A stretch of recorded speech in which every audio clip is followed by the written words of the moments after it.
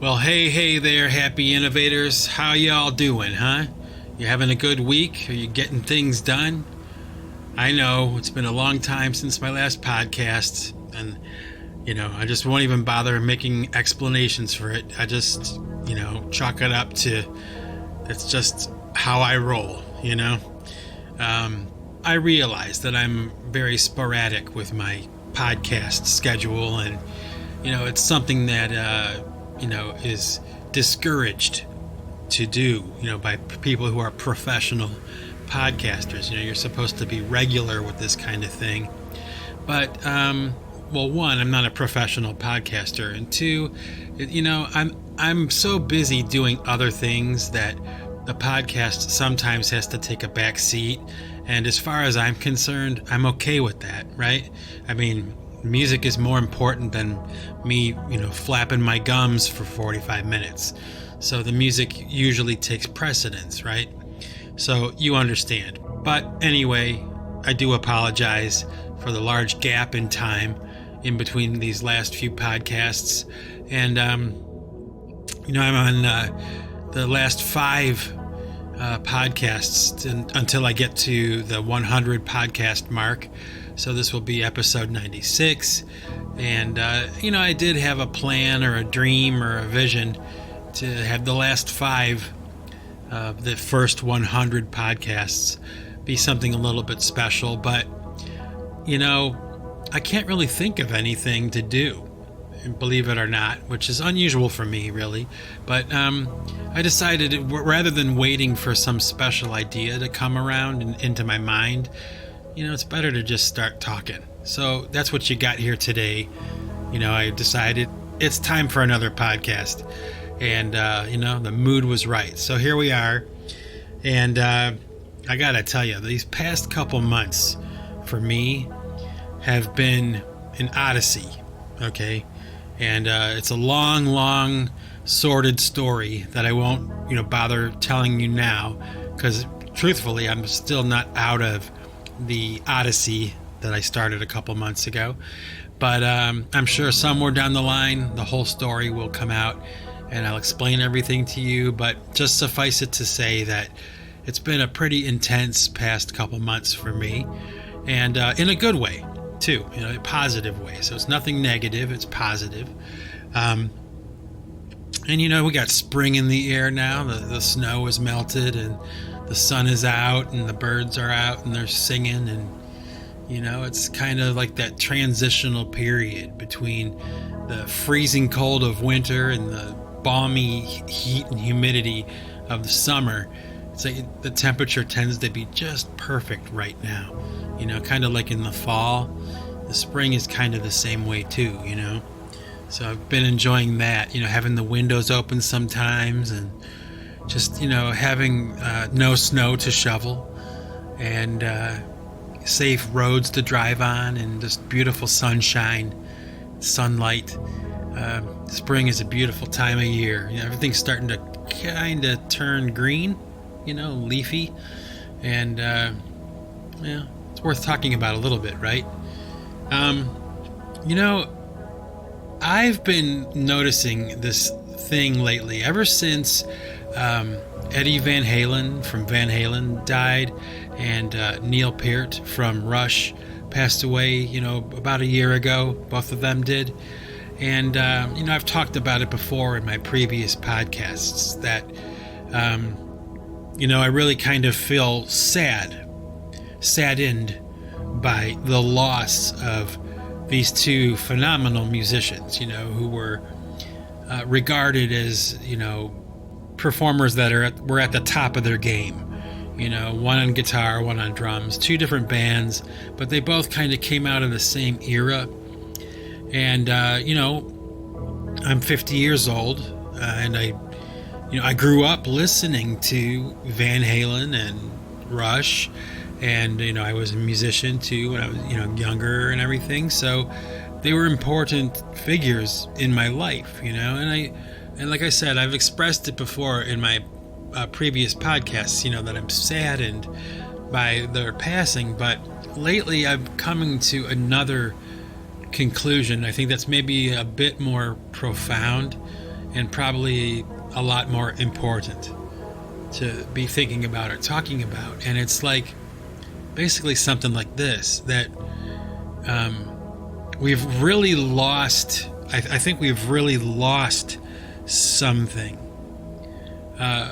or we really lose something when we lose a performer like Neil Peart or like Eddie Van Halen.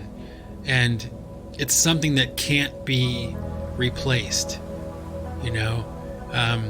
These guys, these two men, famous musicians, were so proficient at their instruments, and the groups that they played in were so good, you know. And we've heard so much of their music over the past 30 or 40 years. And I really am starting to kind of realize and kind of like feel, I can feel it, that we've lost something, you know. Watching a lot of this concert footage of Van Halen now, and the Rush concerts that are kind of like popping up on YouTube, you know, they're being recommended by YouTube because that's like in the zeitgeist right now. It's a popular thing to, you know, and you have all these YouTubers and stuff that are making videos, you know, paying tribute, you know, to these superstars, these excellent musicians. And, you know, that's always kind of funny to me, because ultimately when you make like a tribute video like that, it becomes more about you and less about the person that you're paying a tribute to. So I try to avoid that kind of thing. But, you know, I get it. You know, everybody wants a little piece of Eddie Van Halen. You know, everybody wants a little piece of somebody like Neil Peart. They want as much of them as they can get. You know, so it's, you know, not that difficult to make a video of a drummer doing a cover of a Neil Peart song, or a guitar player doing a cover version of an Eddie Van Halen guitar solo or something. But here's what the difference is between those people that are paying tribute to those artists and the artists themselves. And that difference is this. It's one thing to be a musician that can copy what someone else has done. It's a completely different thing, a completely different animal, to be able to make up a piece of music, you know, to make it up, to come up with an original piece of music that is done so well, that is executed so well, that others are influenced by it and pay tribute to what you did by copying what you did first, you know. So it's not that impressive to me to watch somebody play, you know, Tom Sawyer by Rush on their drums, because they didn't write it. They just listened to what someone else did and they copied it. And Neil Peart, the drummer from Rush, he's the real genius, and he's, at least in my book anyway, I'm impressed by him. You know, his ability to come up with ideas and to execute them perfectly and have them be done so well, you know, that others copy and mimic what he came up with, what he made up, what his imagination and his creativity was able to like extract out of the ether and put into our reality via, you know, his hands, his body, his brain, and his drum set, you know. I know that sounds like, I guess, a little bit arbitrary, probably, like it's not that big of a deal, but like I was saying, I guess that's the point of this podcast today. That's what I'm kind of getting at, you know, is that we've really, really lost something special with the loss of a band like Rush, you know, never being able to perform again live the way that they had for the past 35 years or 40 years, you know. I was fortunate enough, okay, I can say I was fortunate enough to have seen Van Halen in concert, and I had seen Rush in concert, so I'm happy about that, you know, I didn't blow it off when the opportunity came. I went to the concert. I paid for the ticket. I showed up and I watched what they did. And especially with Rush, I gotta tell you, both my wife and I went to their concert, the R30 concert, in Boston when they came. And oh my gosh, it was such a great show from the very beginning until the very end. It was one of those shows where we really felt like we got our money's worth, and we really felt like when we were leaving that concert that we had really witnessed a very high level quality performance. It was entertaining. They had, pyrotechnics and explosions and flames, and of course Neil Peart's famous massive drum set on that carousel where it would turn, rotate, and half the drum set was electronic and the other half was acoustic, and the whole shebang. We got to see the whole thing,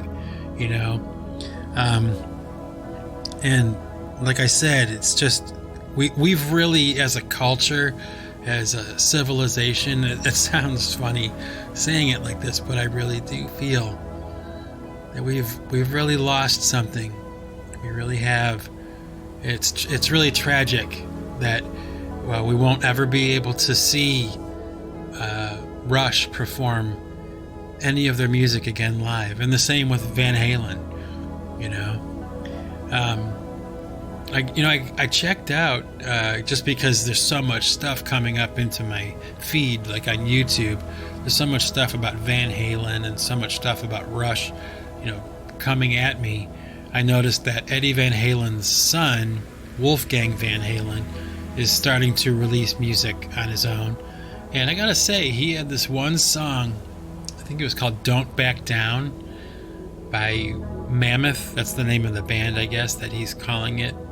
I guess derived from the original name of Van Halen. Like before they were Van Halen, they were called Mammoth, I believe. And so Eddie Van Halen's son is carrying on with the name Mammoth, and the song was called Don't Back Down. And I am really shocked at how good Eddie Van Halen's son is, writing and recording his own songs like I do. He does all the instruments and everything. I was really kind of shocked at how good his song actually was, and the production and everything.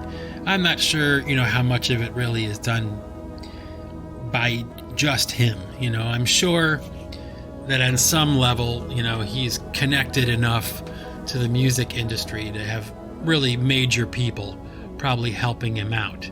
But I guess the point is, if you're curious or you're interested in listening to something like that, you want to check it out, I'll leave a link for it in the description for this podcast, and you can go check out Eddie Van Halen's son, Wolfgang Van Halen, doing one of his own songs. It's pretty impressive. But, I'm talking about all this stuff coming up in my YouTube feed, right? With Van Halen and Rush and everything, like this posthumous boom of, videos and, content that's based around the idea of, talking about Rush, Neil Peart, Eddie Van Halen, and the band Van Halen, the history of the band, the songs.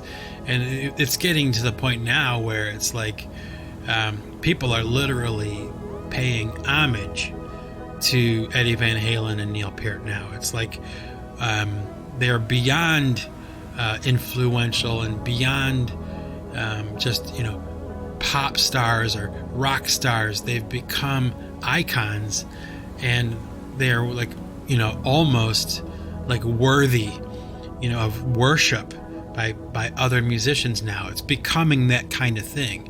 And I think that's kind of weird. Okay, it's kind of weird, but it's also fascinating too.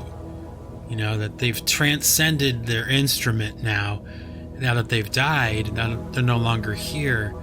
And people are starting to emerge now with the stories of their greatness, and they're breaking it down into like the minutia of Van Halen and how, he strung his guitars and what kind of guitar picks he used and how Van Halen really got started and where they recorded and what they recorded on and who was there when they recorded it and all kinds of stuff like that, you know?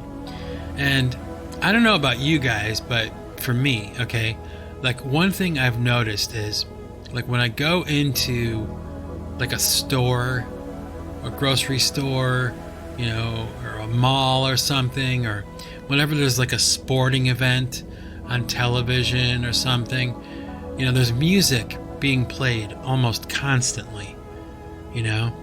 And do you ever think about that? Like wherever you go and whatever you're doing, usually, okay, especially if it's in a public space, there's some kind of music being played at all times. And the reason I'm bringing it up is because what I've noticed over the past, I don't know, 20, 30 years is that the music that's being played, like in the background at the mall or at a sporting event or in a movie, you know, a lot of that music is music from like the 1980s. Okay, let's say no, the 1970s, the 1980s, the 1990s, and maybe like the early 2000s.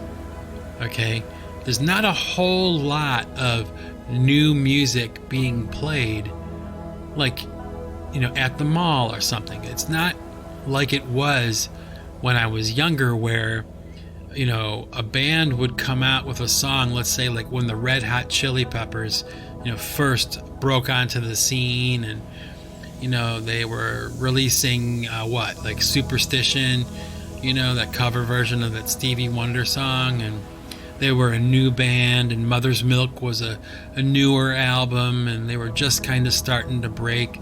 Well, you know, the week prior to that release date, right, of that record, nobody really kind of knew who they were, and they were all of a sudden a new band, the Red Hot Chili Peppers, you know, on the scene, and their songs were on the radio, and their songs continued to stay on the radio even until like this very moment. Like from that moment forward, the Red Hot Chili Peppers were going to be being played on the radio or somewhere, some other medium, somewhere, all the time. And I guess the reason that I'm talking about it, the reason that I'm bringing it up is because I kind of wonder why that is. Like, why is it that we still are only hearing the music from the past, like on a regular basis? You know, like if you go to a football game, you'll hear Crazy Train by Ozzy Osbourne, you know, or you'll hear Seven Nation Army by White Stripes, but you don't hear, you know, the new song from the Rival Sons, you know, or you don't really hear the new song from Greta Van Fleet, you know, but you will hear Aha, Take on Me, and you will hear Don't You Want Me by Human League, or you'll hear, you know, Hot for Teacher by Van Halen, or Subdivisions by Rush, right? But you won't hear like the new Billie Eilish song, you know? And I wonder why that is.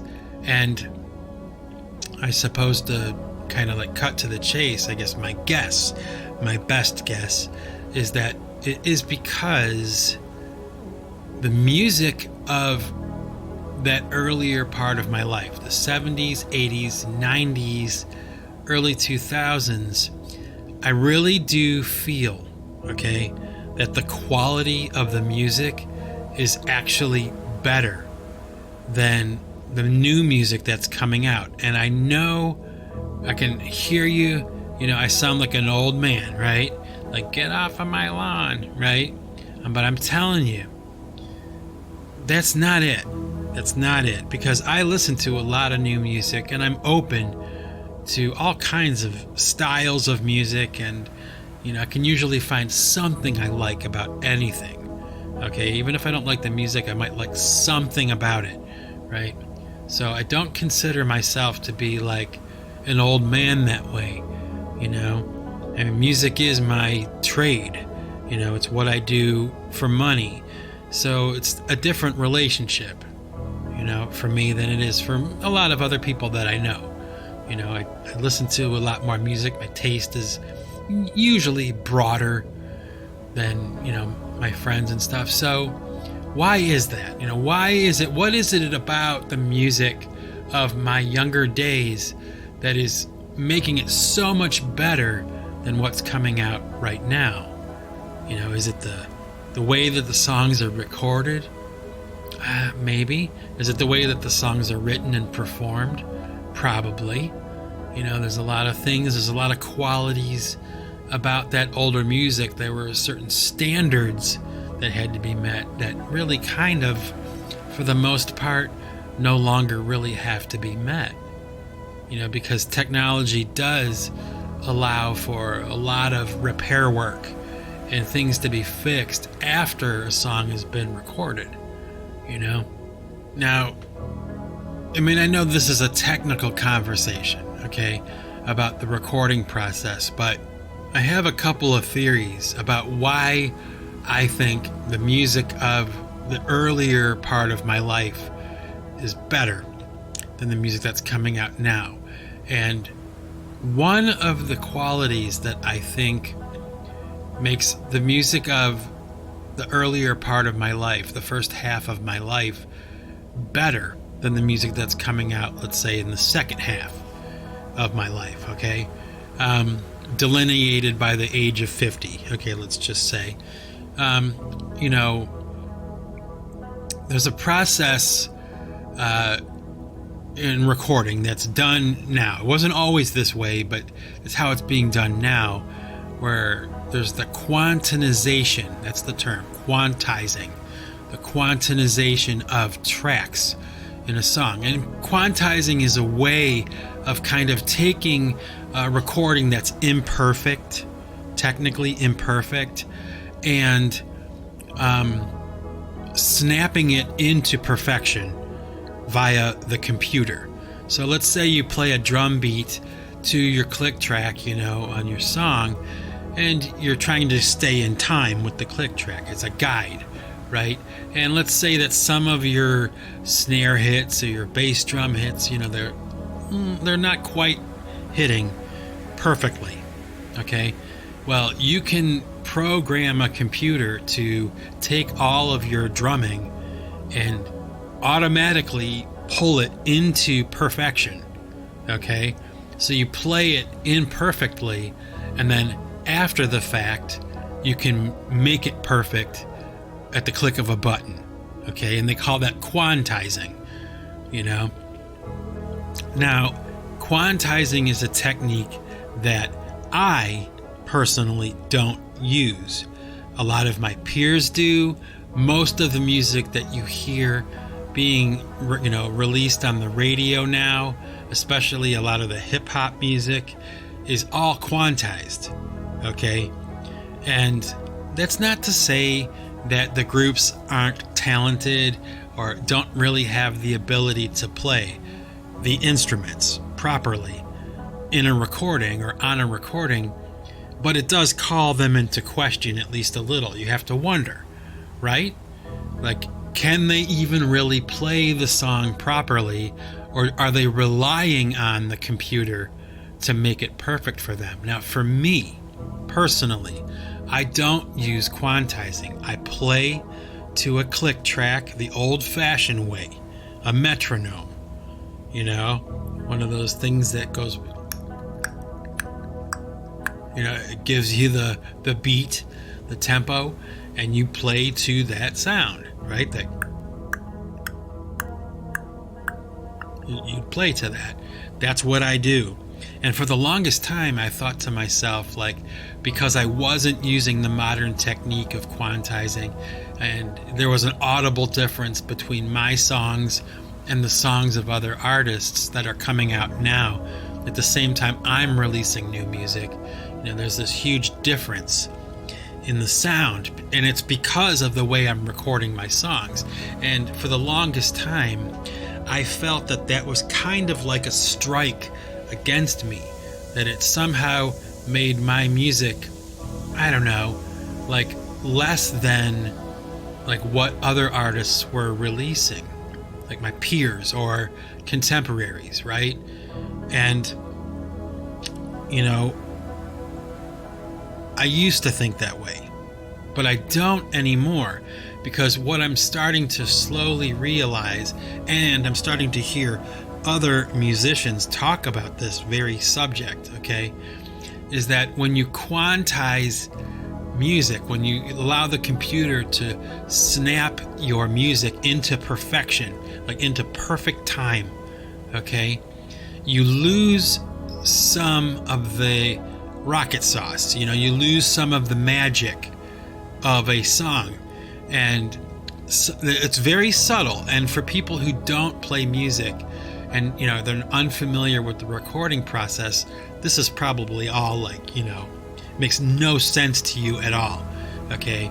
But I'm sorry about that. I really am, I guess, at this moment speaking to people who are musicians that might be listening to this podcast, and they'll know exactly what I'm talking about. That when you play to a click track like I do, as opposed to the quantizing process, there's a slight speeding up and slowing down that takes place. Just because I'm human, I'm not a machine, I'm not perfect. So therefore, my recording of my drumming or my playing guitar or my singing or bass guitar, whatever, piano, it won't be perfectly in time. There's slight little speeding up or slowing down, or sometimes my drums hit too soon or they hit too late, just by milliseconds, you know? Because, I mean, I have a basic grip on, you know, keeping time and how to play in time to a click track, that, you know, that guide. I can play to that sufficiently enough where, you know, it's not a train wreck, but I'm not perfect. And I can make it perfect if I wanted to, but I've chosen not to. And a lot of my peers, a lot of my contemporaries are using quantization. They're making their music perfect, but there's a school of thought that is starting to emerge now, having used quantization now for a couple decades, and there's a lot of music that's made that way, still being made that way. And this philosophy that's kind of like emerging is that maybe that's not such a good thing, that maybe music being perfect is really not what we should be shooting for. And what we should be shooting for is that more human element to the idea of recording music. Now, like I said to you a little bit ago, I've been making music the same way my entire life. So I play to a click track, I don't quantize. A lot of my peers do, a lot of my contemporaries do, and I had thought that that was like a shortcoming on my end, that my music was somehow not as good or as modern sounding as my peers and my contemporaries. But now, okay, like this far into this whole thing, I'm starting to realize that it's part of what makes me sound, or makes my songs sound the way that they sound. That it does sound more alive and more human than a lot of the music that I'm hearing like coming out now. Doesn't mean that it's better. It just means that you can hear, especially if you have a trained ear, when you listen to a pipe choir song or a PC3 song and you have a trained ear, you can hear these little mistakes that I kind of make, and I leave them in. They're not really mistakes, really. They're just kind of like slight little slippage of time. Like when I'm playing a guitar line or I'm playing a drum line, there's these tiny little moments when I'm not exactly perfectly right on time. Like it's a little early or a little late, but not enough to destroy the song or to ruin the flow of the song, but enough to at least on a subconscious level, or I don't know, audibly hear there's a human element to this song you're hearing. Like when you listen to Sister Wind, or you listen to The Damage a Lie Can Do, or any of the songs I've done, the oldest songs all the way up to the newest ones I've released, they've all been recorded using the same process, and that has never changed. And I used to think, okay, I need to work myself up to the level of quantization and having that kind of equipment and really kind of getting my arms around that process of recording music that way. But now I'm kind of glad that I never really did. It's something I don't do. Everybody else is doing that now, and I'm not. I'm one of the only artists that I can think of, offhand anyway, that is doing it the way that I'm doing it, the old-fashioned way. I mean, I play to a metronome. That's it. There is no computer magic or trickery going on with my performances. What you hear is what you get. Now, I can adjust things and tweak things and replay mistakes, go over things again and, eliminate a bad version of something and replace it with a better performed version of something. I can do that, and I do that. But for the most part, all of my music, all of it, even the world record stuff, the really long songs and stuff, all that stuff is done the old-fashioned way. There is no real modern, trickery going on, or, software that fixes everything. There's a lot of flaws and mistakes in my songs, in my recordings, and they're left in, they're kept in. And, that used to be kind of like by default, because I didn't know how to do it any other way. But now, I'm starting to hear this rhetoric, coming from studio engineers and other musicians that are kind of saying, maybe this idea of quantizing our music is really not the way we should go. It has its perks, it has a time and place and all that, I guess, but there's a newfound respect or a newfound admiration for music that's being made organically. And I guess that's what I wanted to talk about. It used to be a shortcoming for me. It used to be something I sought to eventually overcome. But now it's become probably the way that all music should be being recorded now. And I'm just going to kind of stick with the way I've always been doing it, which is the old-fashioned way, And like I said, I apologize to people that are listening to this podcast that are not, recording artists, or they're not musicians. They don't understand the process of recording and all that kind of stuff.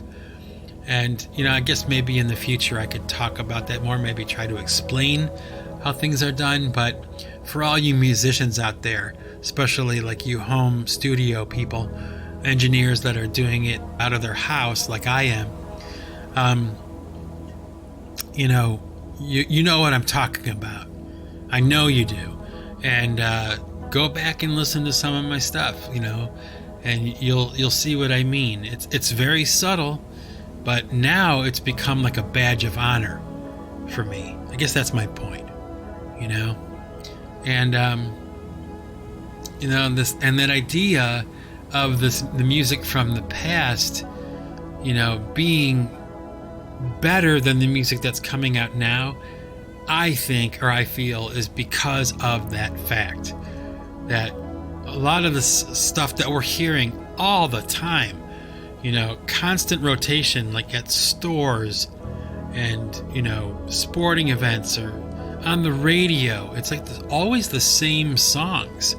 You have to have noticed that, right? Like you turn on the radio or whatever, you're going to hear Prince, you're going to hear Madonna, you're going to hear Led Zeppelin, you're going to hear Michael Jackson, you're going, all these groups that came out 30 years ago, whatever, the songs are 30 years old, 20 years old, 15 years old, but they're the songs that are dominating a society, really, not even just radio. They're dominating everything. Everywhere you go, the music that you hear in the background is more often than not something that came out like 25 years ago. It's not new music. We're not hearing the new artists and the new music like when we go to the mall. We're hearing old classics, really. And, you got these people on YouTube. It's really kind of interesting. These YouTube channels that are devoted to taking the songs of the past. Let's say Tom Sawyer from Rush. And they'll quantize the song. They'll put it in a perfect time. And it's really kind of funny that the song suddenly stops kind of working the way that we're used to hearing it. Like it sounds kind of awkward, like when you listen to Journey's Don't Stop Believin', and they have Steve Perry's voice, pitch corrected. It all of a sudden loses that familiarity. It becomes something else that's a little bit more disjointed and a little bit more awkward. And it really kind of speaks to what I'm saying here, that, Steve Perry's voice in Don't Stop Believin' is not technically perfect all the time. He has slight sharps and flats, with his voice, but like that's what makes it sound alive. It's not a machine, it's not a robot. It's a human being singing into a microphone with no tricks. What you hear is what you get, and the music is alive, because it was real people recording real instruments and not, making it perfect after the fact, via software and computers. What you hear is what you get. And I would predict now that in the future we will see an uptick in artists, recording artists, especially major ones, breaking away from or walking away from the quantizing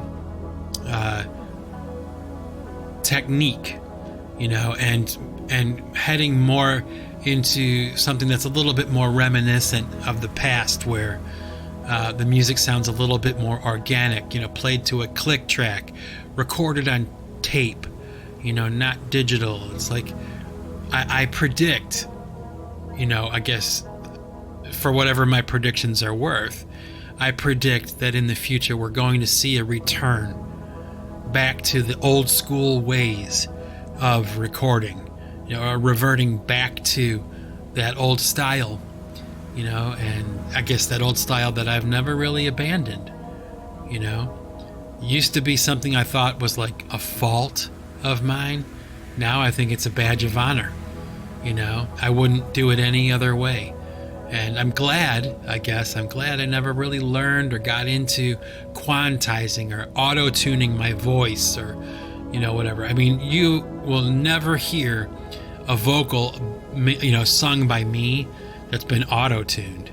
They'll never happen. I have no interest whatsoever in, trying to make my voice sound pitch perfect.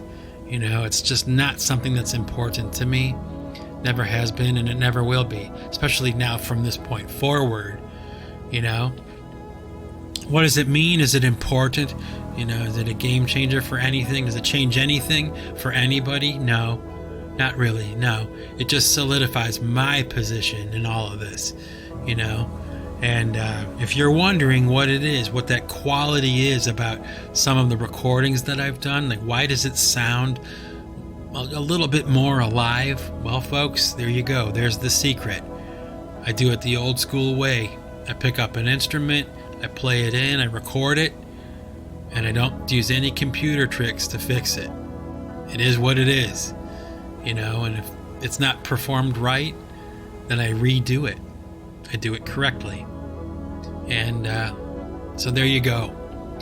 And you know what?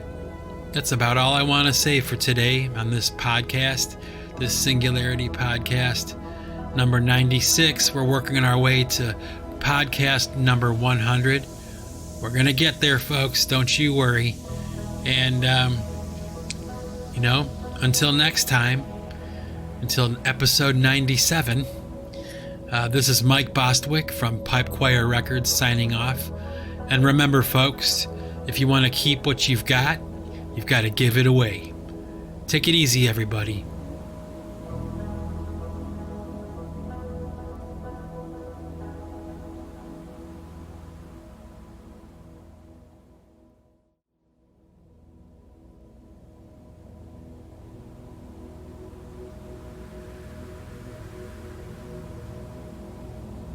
Okay, happies.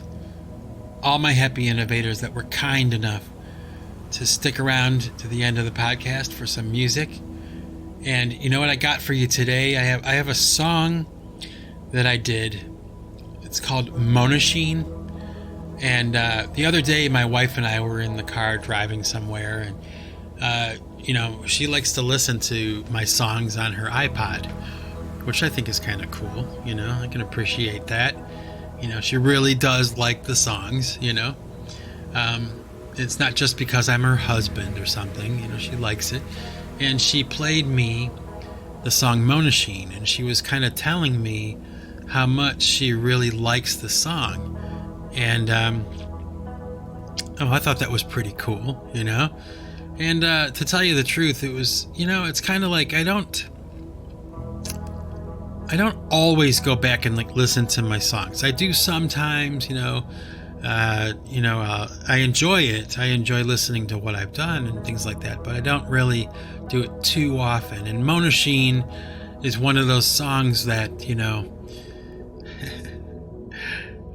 I like it. I think it's one of my favorite tracks off the Eskons album, the Pipe Choir Eskons album, but it was like listening to it in the car, with the windows down and the wind coming in the car and the stereo kind of turned up pretty loud and really kind of listening, like sitting back and listening to Monachine, it wasn't so bad, and I thought, what, for my next podcast, I'm going to share Monachine just because, I guess a little bit of a tribute to my wife and how cool it is that she actually digs some of the songs that I've made over the years, So here you go, folks. Without further ado, circa 2017, the Pipe Choir Eskons version of the song Monachine. One of my favorite tracks that I've done, and apparently one of my wife's favorites too. So hopefully you'll enjoy it.